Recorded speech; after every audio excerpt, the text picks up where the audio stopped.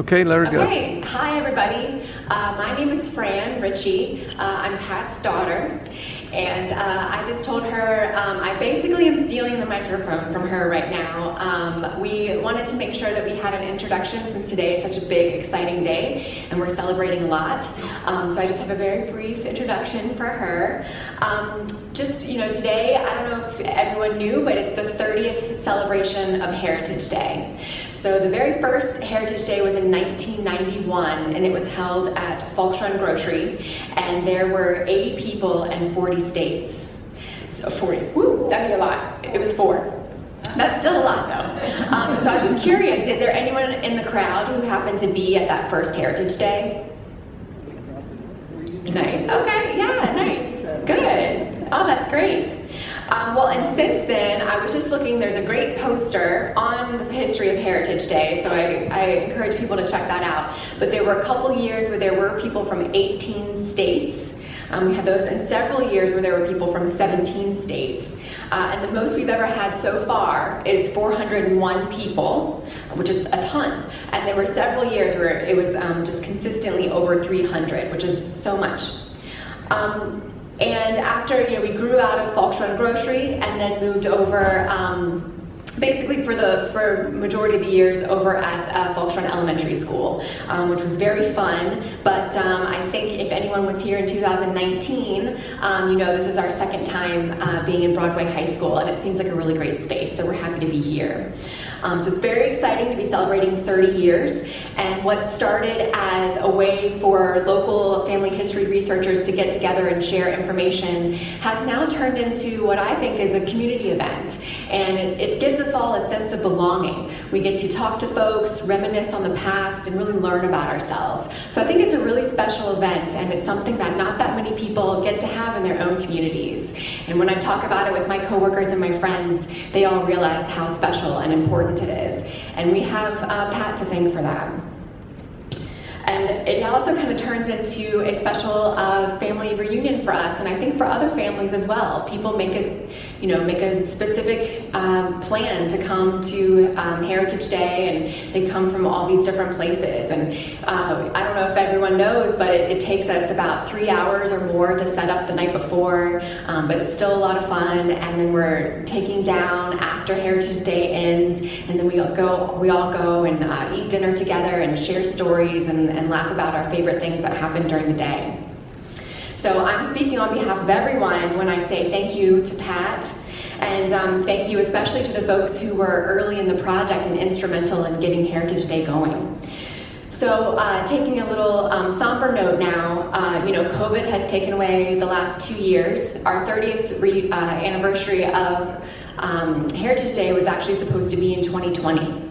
And I know some of us have lost loved ones during this time, and some of us have also lost some of the first Heritage Day people. So Garnet Turner, Pat's father, passed away in 2019. So this is the first Heritage Day where we don't have Garnet or Lena. So I would just like to take a moment of silence to appreciate all that we've been through in the past 2 years.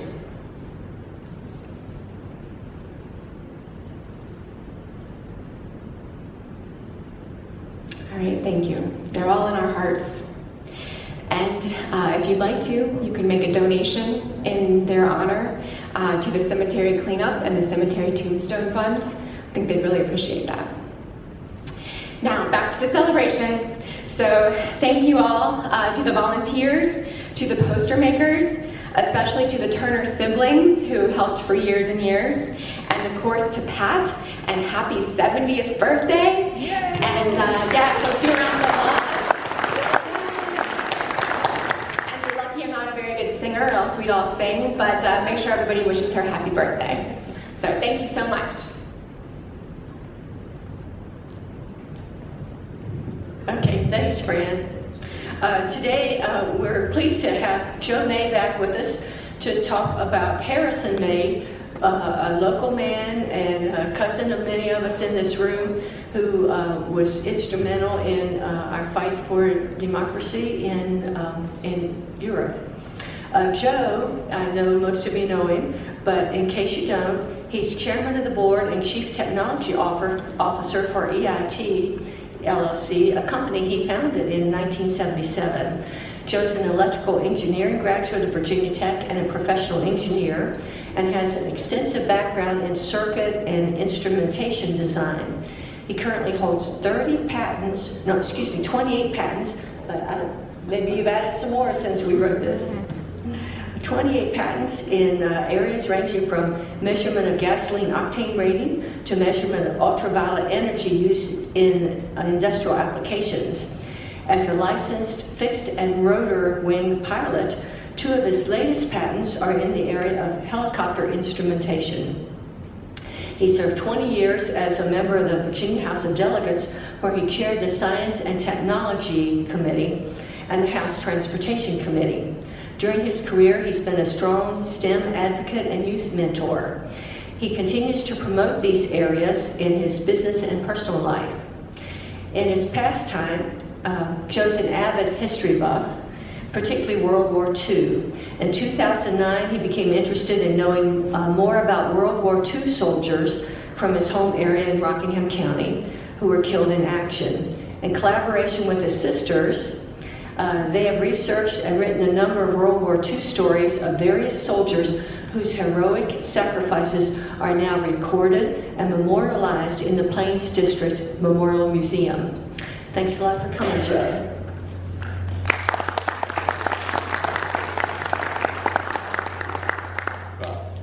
Thank you, Pat, and glad to be back again. Over the last 12 years, several groups of us, including the Bronx Gap Heritage Days and Pat Ritchie, along with Plains District Memorial Museum, Helen Walker, president, whom I just ran into, and the May family, Louis Rhodes sitting there, Nancy Hoover, and Phoebe Orval, along with myself, have collaborated to document the lives of 21 servicemen from Rockingham County who made the ultimate sacrifice. And the results have been documented and are available on file at the Plains District Memorial Museum in Timberville. Being a part of this effort inspired me to document one of those who survived, because those we've documented before were people who gave the ultimate sacrifice.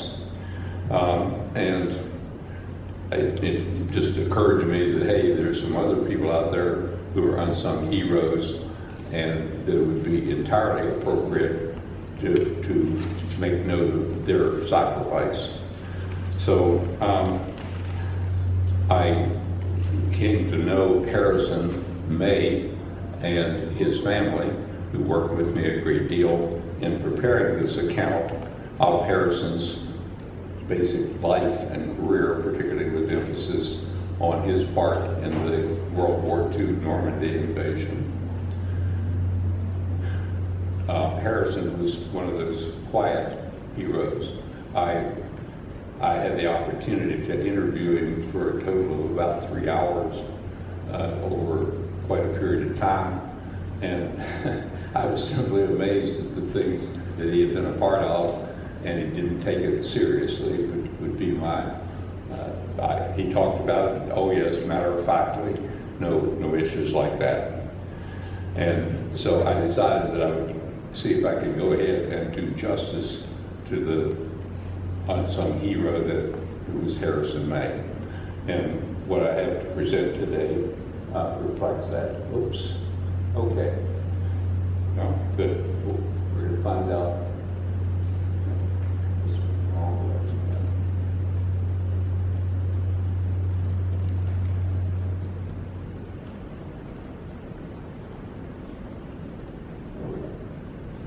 Okay.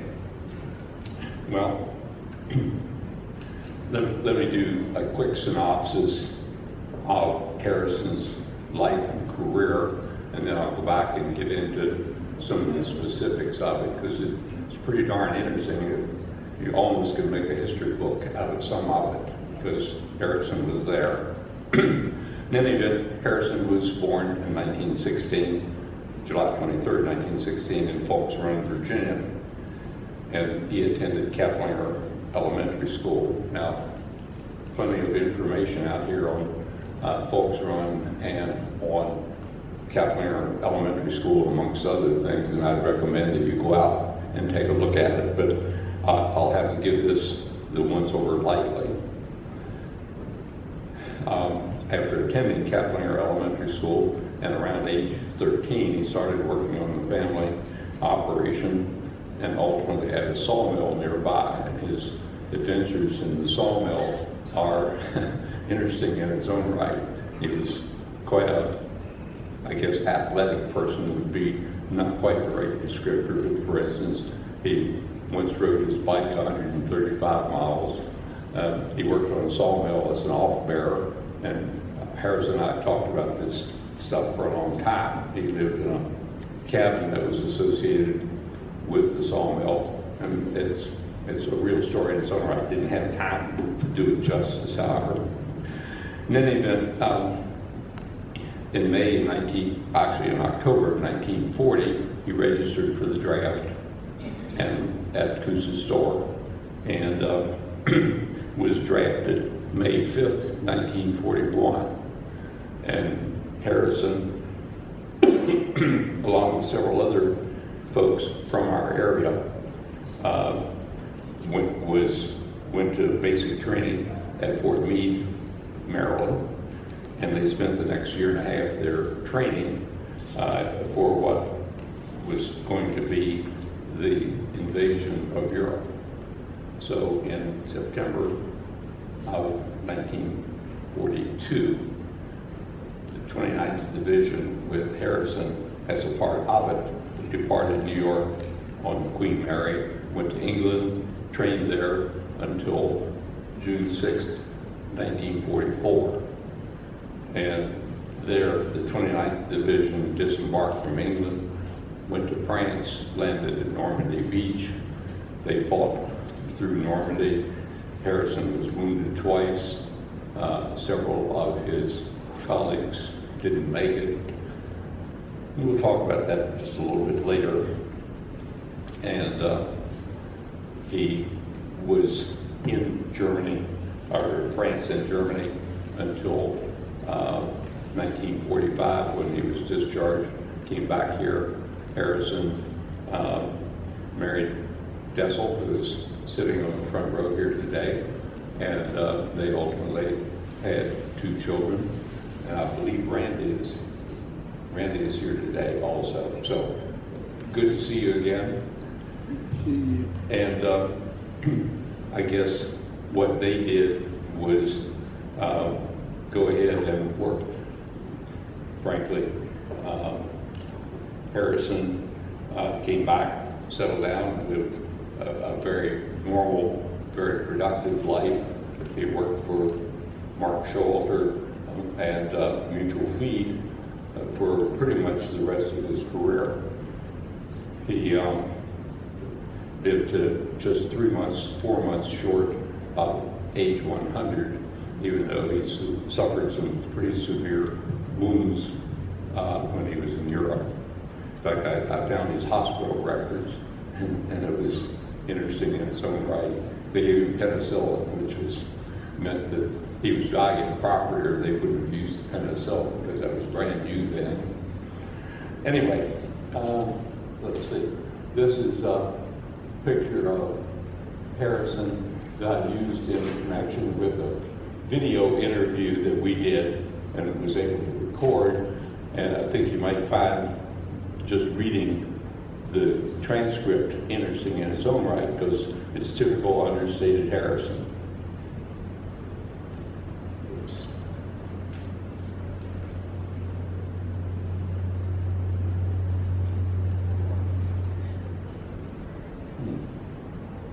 Is there an engineer in the house?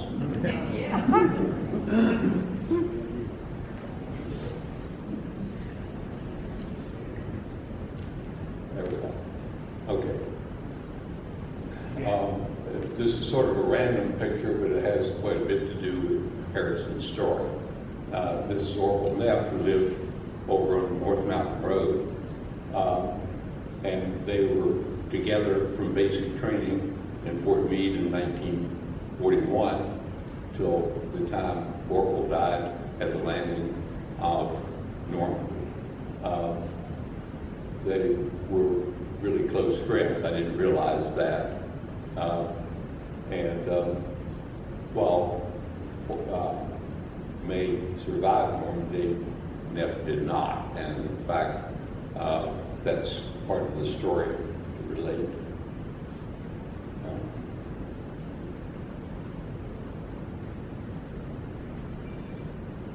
So, anyway, I've gotten Harrison home from the wars. He married Dissel, and I learned to know them when they lived over at 10th Legion, which is, I believe, where they lived when Harrison passed away.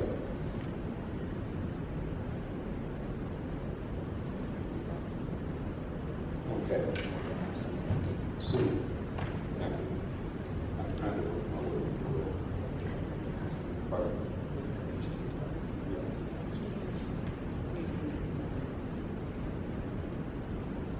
Okay, good. There we go. All right. I'm going to start by talking about the fact that World War II, this area contributed very heavily to the war effort. The little balloons you see here are the names of people who went off to war and didn't return alive.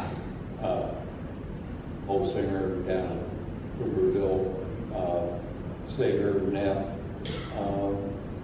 Now, Harrison did. He lived here in Burton. Notice that there were people all around him who were a part of it, and several of them were in the same outfit together.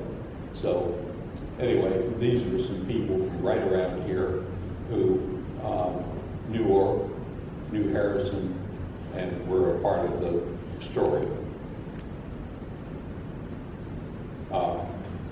Picture of, thanks again to Harrison's family. This is Harrison. My understanding is this is his father, his mother. This is his mother holding Harrison when he was a very young man. I kind of like that picture on the right there.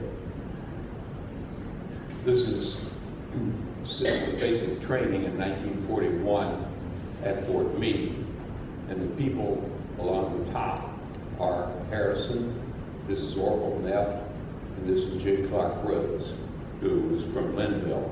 Are you all able to hear me? Yeah. Okay. Come a little closer to the mic. To the mic. Pardon? Yeah.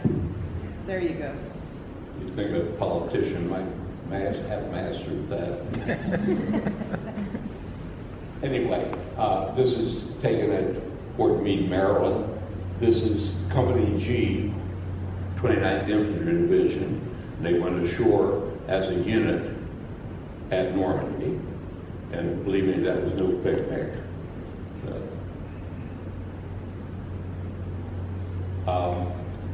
The 29th Division, along with Harrison, trained all over the southeast U.S. during 1941 and early 1942. In September 1942, they loaded all of them aboard the Queen Mary at Brooklyn Navy Yard and set out for England to take the entire division to England. This is the Queen Mary. This is a load of troops, 13,000 of them, which was, I was joking with Harrison that that would have been pretty expensive if you'd have had to pay for it in peacetime. He agreed. By the way, his company, Company G, were responsible for security along this entire deck. And their job is to patrol it and make sure that there's nothing irregular went on.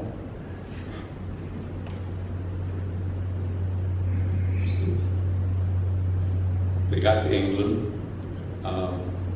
and there they trained for the next year and a half over the English countryside. They were quartered along here just south of London, and they tried hard to integrate them into the English countryside, but they had a few difficulties. The English had a saying, let's see, overpaid and over here. and that they weren't all that happy. They went to a lot of trouble to try to integrate them into the countryside, and I guess they took care of the issue once the invasion started. This is where they were located, and in early June 1944, they moved down here to Portsmouth. They boarded ship. There's a troop carrier, the SS Jefferson. Weather was terrible, so they had to spend 24 hours just out in the channel going in circles. It's like being on a cruise ship, except everybody's seasick and they don't want to go in the first place. But after 24 hours of circling, they proceeded. They crossed the channel here to Normandy, France, and this is where they landed, right here. They landed at Normandy Beach. After they went ashore, they fought down here. Harrison was wounded right along in here the first time, and then he came back to duty, and about a month later he was wounded again. And in fact, you'll enjoy some of his description of the being wounded, because it amused me, and he wasn't, yeah, that's business.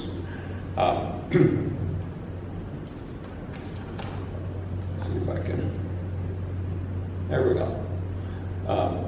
This was the ship that Harrison rode from England to France.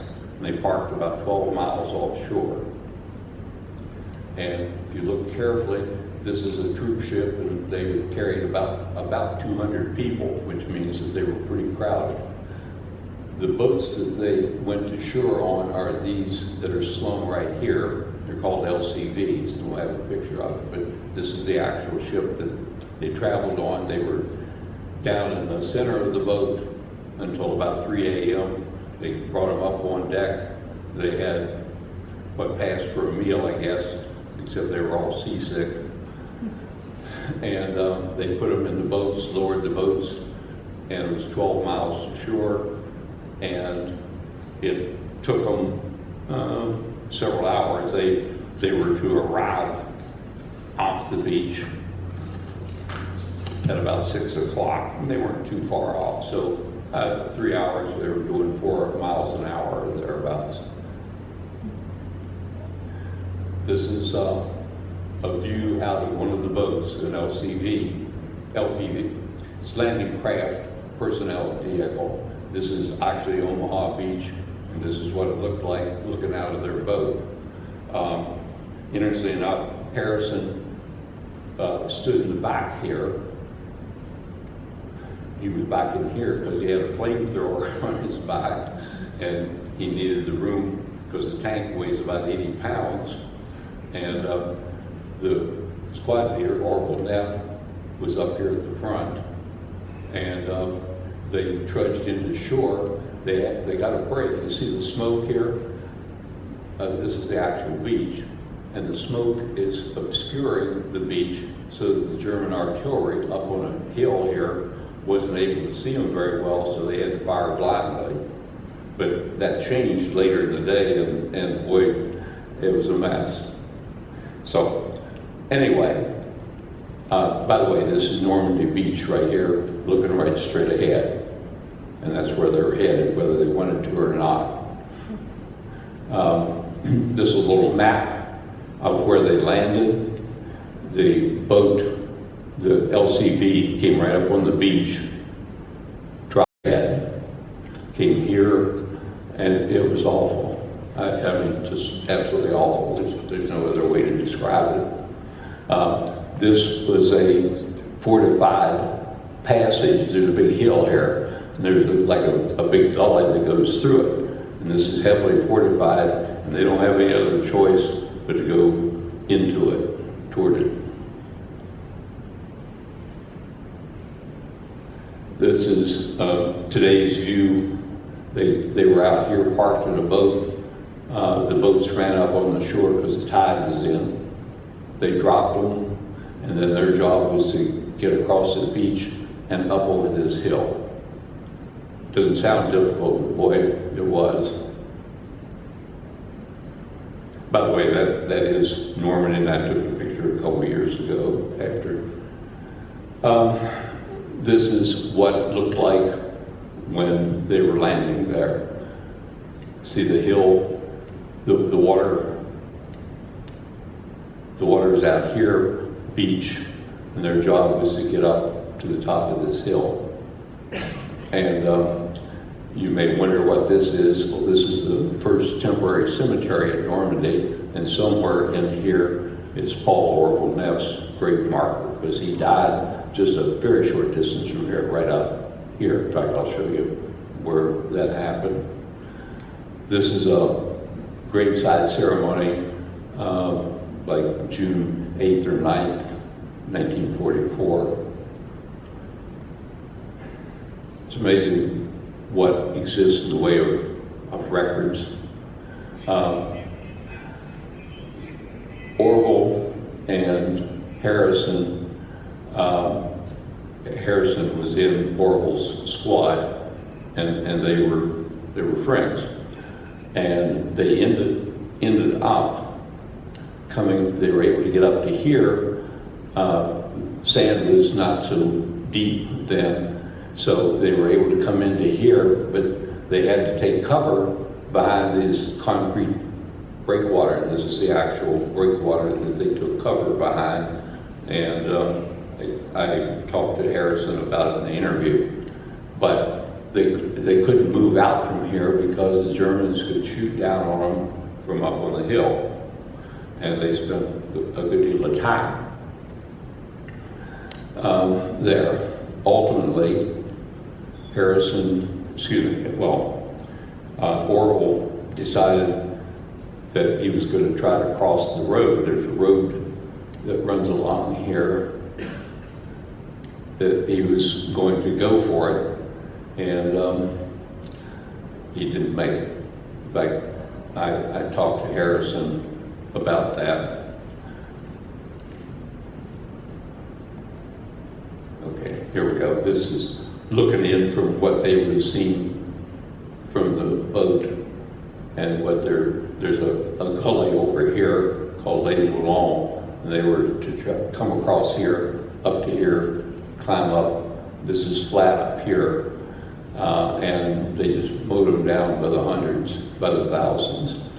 So anyway, this is where they landed. They went up, and at the end of the first night, Harrison and his company G are up here somewhere, and they're not sure who's around them, whether it's friend or foe or what have you. They're just happy to be alive.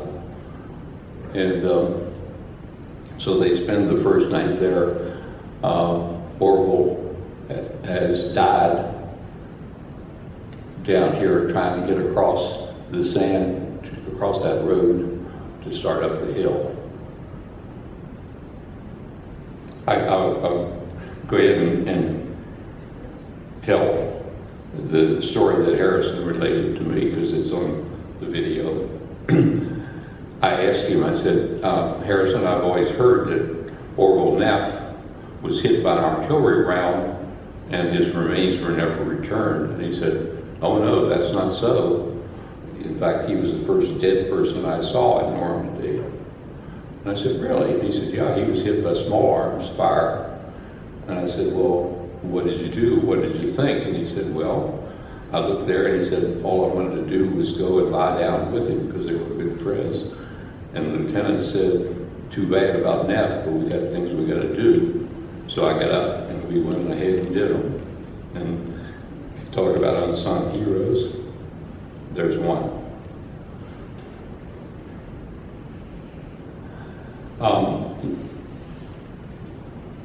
Anyway, his company, Company G, worked their way inland a little bit. And the first time that Harrison was wounded, he was hit by an artillery round, and this was in early July. And I actually found the hospital records. He was hit in the shoulder with shell fragments. They sent him back to England, let him mend for almost a month, and sent him back. And in September, he was hit again by a grenade. I asked Harrison about him. And he said, well, he said, we have this bocage there in Normandy, and it's basically a living fence. And he said, I was on that side of the bocage, and I heard voices over here, and I thought they were American. So he said, I got up and I looked over the bocage, and that was a mistake, because those were Germans I was hearing. And he said, I said, well, what did they do? And he said, well, they were open for business.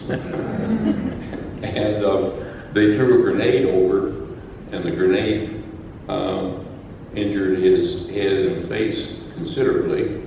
And in fact, I have the records of that. And that was when they were giving him penicillin, because they were concerned that he'd be able to get back to duty. No big heart there. But the bocage interests me because this was, Harrison was on that side of it. He heard him, looked over, wrong move, here comes a grenade, and Harrison was, I think, blinded temporarily from the fragments from the grenade because it hit him in the face. And so he was out of action again, and 2 wounds was enough. They put him on rear echelon, still in the war area, but rear echelon duty. So, in fact, here is Harrison in rear echelon duty, and I don't know where it is, except in his interview he said it was somewhere near the German border. I guess they didn't put road maps up for him.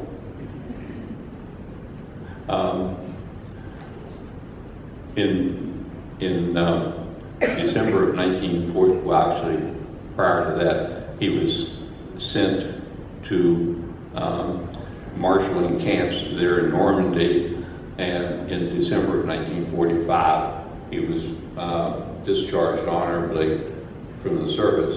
Interesting part here was that he was eligible for considerable disability payments for the rest of his life. I don't think Harrison ever claimed them, and that's sort of a shame as far as I'm concerned, because he certainly used the help. Harrison, this is Harrison and his brother over on Route 259 and US 11 near, well, not terribly far from here. And I just use it because it's an example of the sort of thing that went on all the time during the war, and that was you put on your uniform and you hitchhike where you needed to go. You can't do that anymore, but they certainly did. I know that this has to be after the war because he's wearing service medals that wouldn't have been his to wear when he was back here in the U.S. But I just use it because Harrison had all sorts of stories about hitchhiking, having a ride with this person and that. I was talking about the fact that they had trouble assimilating the Americans into England, and they were forever having ceremonies to try to make them feel welcome. This is a parade where the city of Exeter in England is welcoming the 29th Division to Exeter, and this, back. So one of these is, it says right here, back, Farmville. So this is Harrison right here. They're bringing the U.S. flag into Exeter, England, and this is the mayor of Exeter welcoming him. This was all pretty much staged because they were trying to make sure that everybody played nicely together. Got to admit, Harrison is a pretty nice figure there, and notice they're all in proper step. This just happened to be his draft registration card. He submitted it up at Coose's store, Harrison's fairly old here. In 1940, he's 24 years old, and a lot of the guys were really quite young, and sort of unusual. Notice that he's 6 feet, 155 pounds. He looks bigger and heftier than that. Notice he's working for John Spitzer. Does anybody know who John Spitzer was? No? I think he ran a sawmill, but I don't really know much beyond that. It says he's from Hinton. That's another area to research a little bit. This is if you look really closely here at Orville Neff's left hand, there's a big gold ring there. And in interviewing that, and by the way, this picture was taken on North Mountain Road in the summer of 1942. That's William Crider, Orville's brother-in-law, and they're standing in the field out by Neff's house, because I recognize that. But what's significant is this ring, because Orville took the ring with him to war. And Harrison said that the night before they went ashore at Normandy, Orville, who was his squad leader and nearby, said, "I think things may be different tomorrow, and I would like for you to take this ring, and if something happens to me, just make sure that it gets returned to my family or to whomever." So Orville gave Harrison the ring, and Orville died the next day. And I guess the ring came, I see we have a witness here, but my understanding is that Harrison brought the ring back, and did someone steal it? Yeah. When I was interviewing Harrison, I wanted to see the ring, and it wasn't readily available, and it turns out someone apparently broke in and stole the ring, almost 70 years later. I'd like to find the ring again if I could. So if anybody would like to pony up to having a ring they can't account for, I'd be pleased to hear from them. Anyway, this is one of those things where people make commitments, talk to each other, what have you. And I remember seeing the picture of the ring in another story that I did. So anyway, and by the way, that's not Crider and May, it's Crider and Neff. Now, Dessel and Randy and others had some memorabilia that Harrison had brought home from the war. And they let me look at it. And to be honest, it didn't mean too much to me, except I asked Harrison if he'd ever run into any of the Germans. Yeah, he guarded a couple. He was very nonchalant about the whole business. Well, in looking at the memorabilia he brought home, I found this belt buckle, a belt buckle like this one. Found a compass, found a flashlight, found cartridges. This guy was a machine gunner, so he's got the bandolier of bullets around his neck, and that goes MG-42, which everybody was scared of. And where I found this was in the 12th SS, in a museum right where they landed, and they had this on display because this was a member of the 12th SS Division, and they were a bunch of bad people. In fact, they were charged for at least 3 war crimes, and several of them executed for war crimes. And Harrison was apparently given the task of guarding them for a while, and he took the belt buckle, because the belt buckle says God is on our side, because I looked really closely and was able to translate the German. If God is on their side, heaven help the rest of us. It has some of the bullets, and those are bullets that go to an MG-42, which would be a standard German weapon. The same for the compass, same for the flashlight. So hang on to those, and I'll do some more identifying, but it means that Harrison came in contact with some people that you just as soon leave on the other side of the street, given the opportunity. Again, the museum is still there, and they had these people picked out because they were the baddest of the bad amongst the Germans.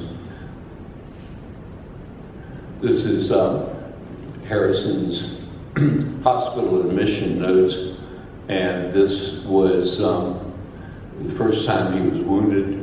And by the way, he was wounded near a place called Martinsville, and I believe that Clark Rose died in the same artillery barrage, or that same action that Harrison was wounded in.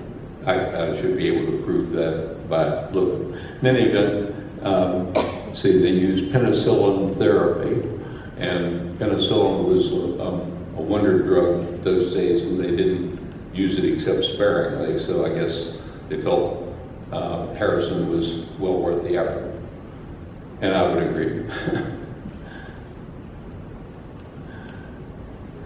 Harrison came home in December of 1945, and a year later, he married Dessel. It was Dessel Dove, is that correct?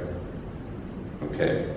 Married Dessel Dove, and this is Harrison and his wife Dessel in their 10th Legion home in 2016, which is when I had the first of 2 interviews with Harrison.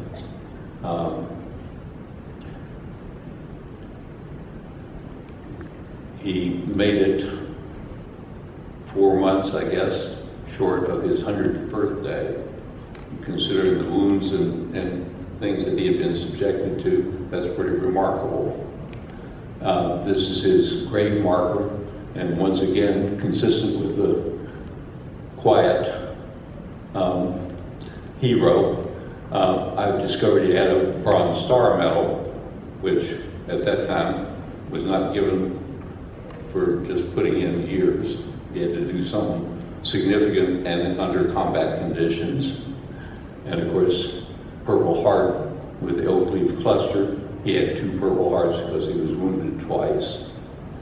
And you'd never know that from talking to Harrison. They were, as he said, they were open for business. Okay. There's actually a lot more to be said, but I won't say it. Okay. Been at it a little longer than I intended to be.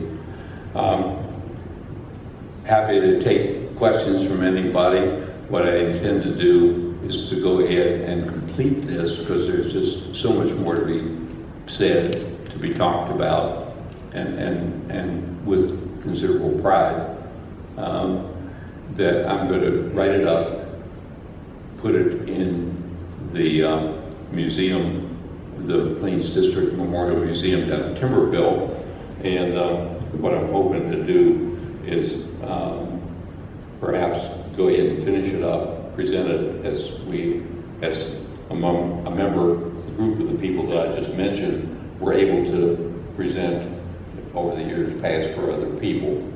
Harrison has every reason to be in there. So, are there any questions or any comments that anybody would like? I see Harrison's family sitting here. I hope I did him justice. So, no question? Oh, yes, sir. Oh, I thought, Dan, you were asking a question. Did Harrison ever go back to the beach? Pardon? Did Harrison ever go back and visit the beach? I'm sorry. Did he go back to visit the beach? Did he go back to Normandy? Normandy. Yeah, twice. And the picture of the concrete I took deliberately because after talking to Harrison, he told me where they had gone for cover, and I didn't recognize it at first because they had filled in the sand a lot to make it a more more attractive beach. When Harrison and Orville were taking cover there, it was taller than they were. But now it's filled in until it just shows above the water a little bit. Yes, Steve? Did Harrison ever go back? Terrace? Did Harrison ever go back to Lawrence? Yeah, did Harrison ever go back? They said no. I honestly hope to show Harrison some of the pictures that I had taken because I thought he might enjoy it. I originally thought, well, he'd probably be upset. And the more I thought about it, I think, not Harrison. So, all right. Any other questions? Yes. Well, I just have a comment. If you want to read a wonderful book about D-Day, it's called The Bedford Boys, which is essentially the story of the 116th Infantry Regiment. And for whatever reason, the sector that they landed at on Omaha Beach was the most probably ferocious fighting that there ever was. When you read about Utah Beach was somewhat of a cakewalk, but what they did at Omaha and the casualties they took were absolutely tremendous.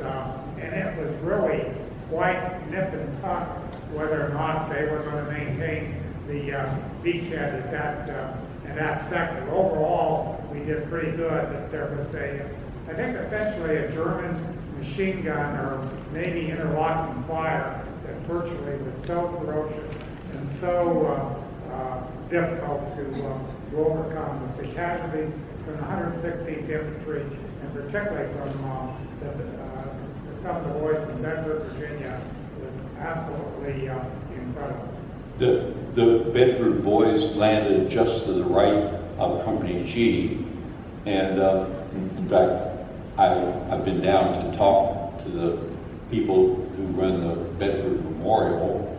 In fact, they've got one of the stories. They got an Oral Nest story in their archives there. I spent a whole day there. So, but you're absolutely right. It didn't get any worse than that. In fact, they had 90% casualties in Company A, and I think they had about 30% casualties in Company G, which was what Harrison, the outfit that Harrison was in. So, okay, well, thank you for being a kind and attentive audience. I didn't see a bit of sleeping. I would have if I could have. So, thank you.